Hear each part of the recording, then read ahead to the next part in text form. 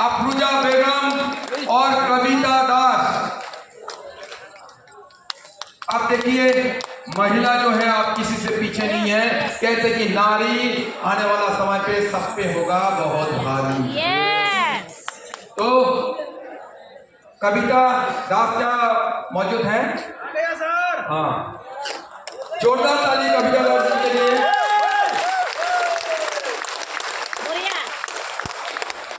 नारी शक्ति।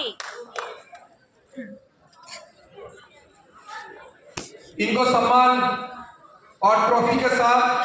सम्मानित करने के लिए मैं दोबारा मानसी के मंच में आने के लिए दोबारा आए और इनको ट्रॉफी के माध्यम से उनको स्वागत करें और उनको सम्मानित करें।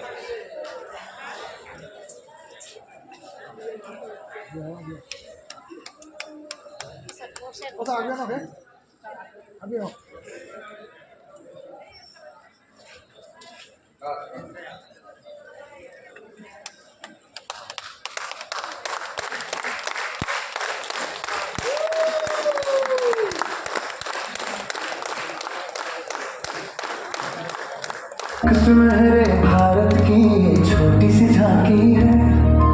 अभी जमीन में नींव भरी है, महल बनना बाकी है। एक सुनहरे भारत की छोटी सी झांकी है,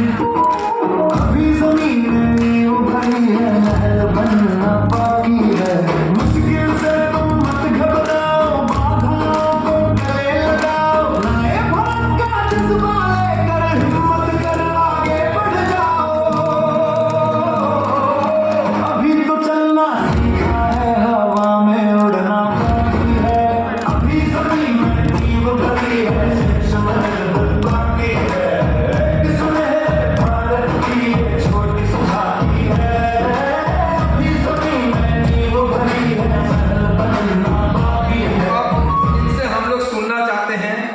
कि घर को भी संभालते हैं, बच्चों को भी संभालते हैं, परिवार को संभालते हैं और पूरे घर को संभालने के बाद भी आज टेक्निकल क्वालिफाई किए।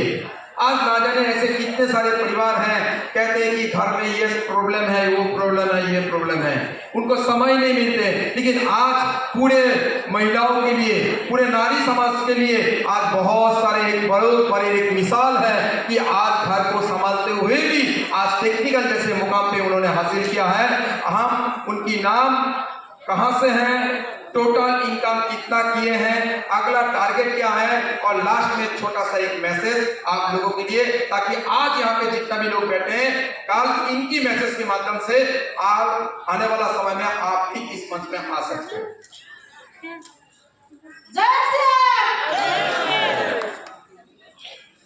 नाम अफरोजा बेगम,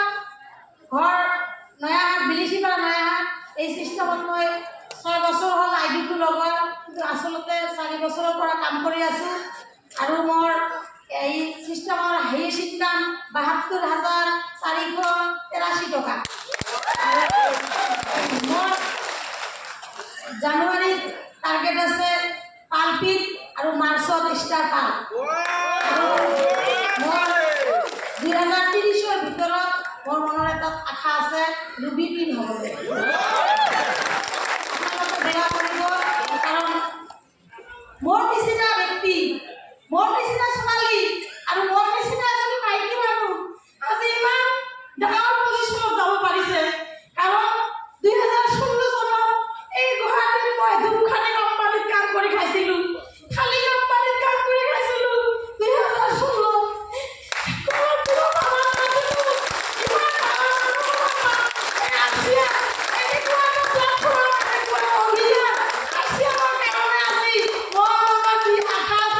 পূৰণ কৰি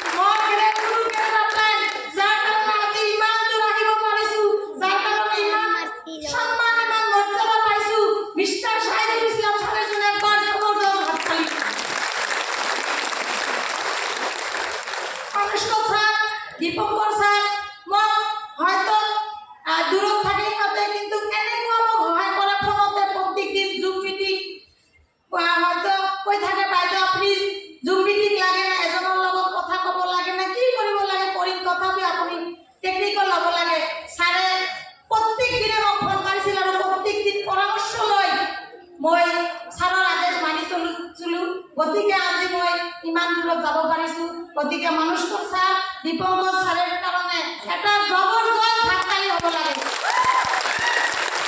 আৰু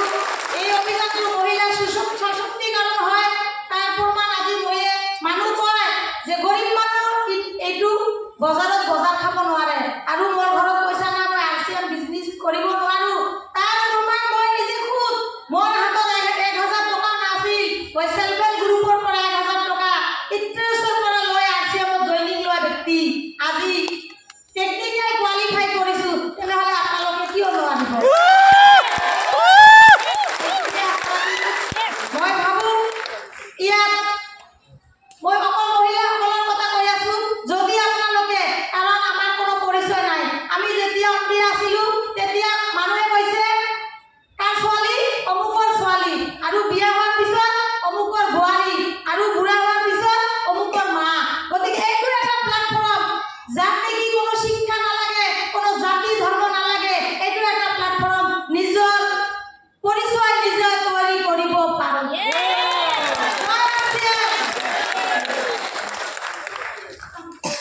আমাৰ হাইয়েস্ট ইনকাম 72,483 টকা কিন্তু মাহত 6 বছৰ পৰা কৰি আছো এইটো মই হিচাপ দিনো কৰা নাই কিমান আহিছে জয় শ্ৰীৰাম নমস্কাৰ নাম কবিতা দাস ঘৰ বেজাত হয় আৰু লগতে মই সকলো গুৰুদেৱক প্ৰণাম কোটি কোটি প্ৰণাম তো এই চিষ্টেমটোত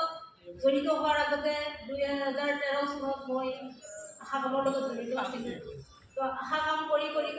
মই 16 চনত আৰচিএম পালোঁ আৰু আৰচিএমৰ লগত দুটা কামে বহুত কষ্ট হয় কষ্ট কৰি 2023 চনত মই আশা কামটো ৰিজাইন দিলোঁ তাৰমানে মোক আৰচিএম পাৱাৰ দিছে আশা কাম গঠন কৰাৰ এটা ক্ষমতা দিছে তো কোটি কোটি প্ৰণাম মই এই চিষ্টেমটোক আৰু মই চিষ্টেমক বিশ্বাস কৰিছোঁ অফলাইনত বিশ্বাস কৰিছোঁ তথাপি আৰু নিজৰ ওপৰত বেছি বিশ্বাস আছে কাৰণ মই কৰিব পাৰিম আৰু মোৰ হায়েষ্ট ইনকাম আছিল 1,18,000 আৰু আৰু এটা মেছেজ ক'ব দিছে ছাৰে তো আৰু এই চিষ্টেমটোত আমি যদি ভালদৰে শিকি থাকোঁ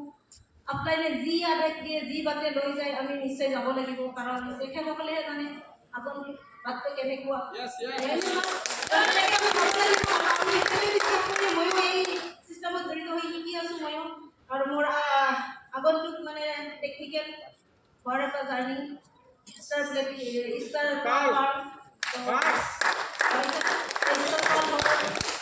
বহুত মানে আশা আছে তো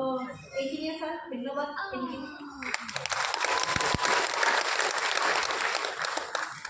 बहुत बहुत धन्यवाद क्योंकि आज थैंक यू आप लोग अपने स्थान को ग्रहण करें बहुत बहुत शुभकामनाएं ताकि आप लोग बहुत